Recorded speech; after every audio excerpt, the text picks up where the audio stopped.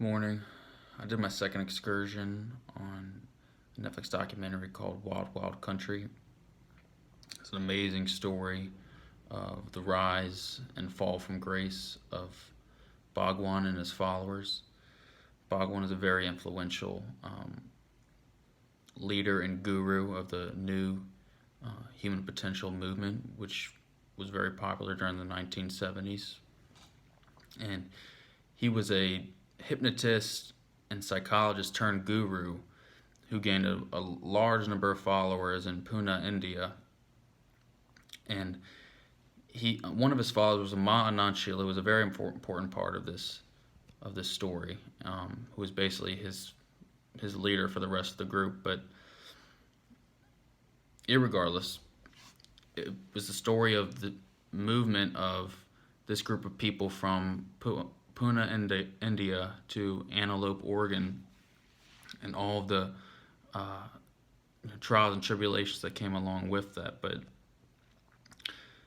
he was a very influential revolutionary thinker and leader who endorsed materialism, a capitalistic working society, um, creativity, dynamic New Age therapies, and most importantly, meditation. He had a certain number of breathing techniques and meditation paired with that, and he had a Hinduistic um, root to his teachings as well.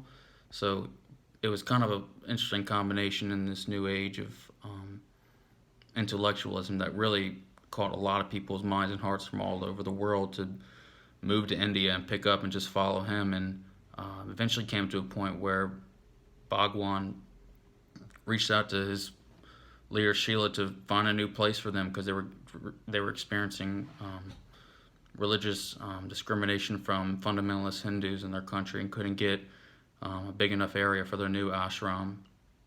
So she eventually came with the idea of, she went to school in the United States, so she always looked at the U.S. as a land of promise and freedom. So gave him his grace, gave her his grace to move out there and start it. And they started the city of Rajneeshpuram, and it was a very successfully planned city by all the experts. Amazing lawyers, architects, their own banking system. They just had the full, every sector of society you needed. They were able to pull together for this amazing community in Antelope, Oregon, which was the town right next to where they basically started the city, which had a population of 40 people and was a group of people that were not happy to have this new cult as they looked at them in their new neighborhood. And it was very threatening to them, and they were very scared. Majority of the people, were white, conservative, Christian, and very insecure of the thought of a cult moving in next door and buying up their property. And this is in the wake of Jonestown, so they were just scared of maybe the inevitable. These people have no free will and they'll follow this Bhagwan to they'll abandon their free will to the point to where something really bad could happen, like a mass suicide or killing. So it was in a time of great skepticism towards communes and cults, but this was an amazing human experiment with a lot of really intellectual people that really believed in the Bhagwan and his teachings, and they saw it come to fruition, this great project, and developed their own agricultural land, brought nature kind of back into their area because of how well they did, and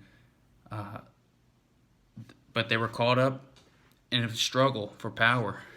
Sheila kind of got lost in the sauce in terms of wanting to be put their city on the map, politically speaking. They wanted a seat within the Dalles, Oregon city, which was nearby. And she went to the extent of,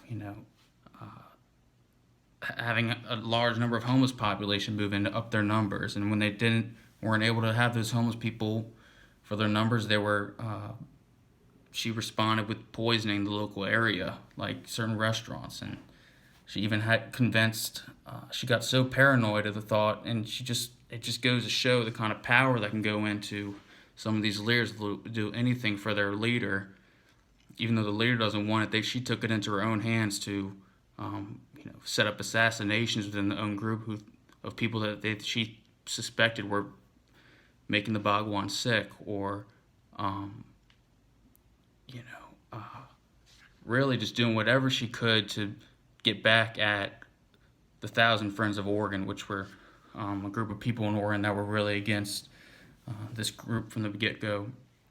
And, Bill Bowerman was a legendary figure, part of that group, and just really did not committed a lot of crime along the way, even though this community was really prospering spiritually and doing amazing things that no other commune had done before, to the point where she had to leave. Bhagwan had to leave at one point, was eventually arrested and did his crime for what he had to do. But it was a quick 7 years, and for what it was worth, it was an amazing job done, but it was an example of what can happen when two groups just project poorly onto each other and just fire back and forth, fight fire with fire. The residents were not privy to the group, and they were very scared of just everybody dressed in red, and it was just so weird and just foreign to them, just that kind of thinking. And I think that the other group, the Rajnees, really kind of underestimated just their intelligence, how they didn't act totally in line either with what they had to offer and what they were there for, which was to create good and to be a Buddha field, and sometimes just did not act in line, which eventually led to their downfall. But it was amazing to see what meditation could do for a large group of people like that. It was amazing for them to take in a large group of homeless people and give them a sense of purpose and getting them back on their feet, and seeing how effective meditation can be for a group like that. And it also was interesting to see the dissolution of the group as a whole as well, with the mentally ill of the homeless population, not just changing the dynamic and really altering the course of this group.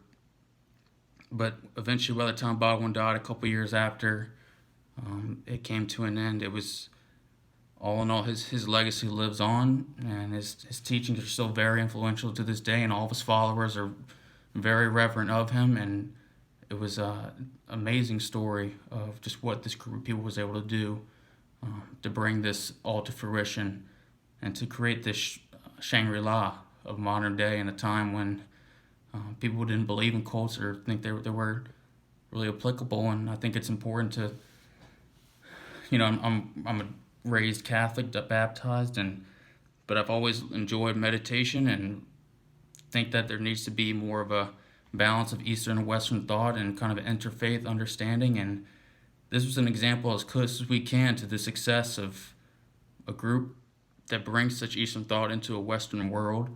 And I think meditation really is going to be a key instrument down the road for treating the mentally ill. And I think that this story could be used as a pedestal in terms of just the kind of overarching influence it can have for good on the soul, the awakened man, as the Bhagwan called it.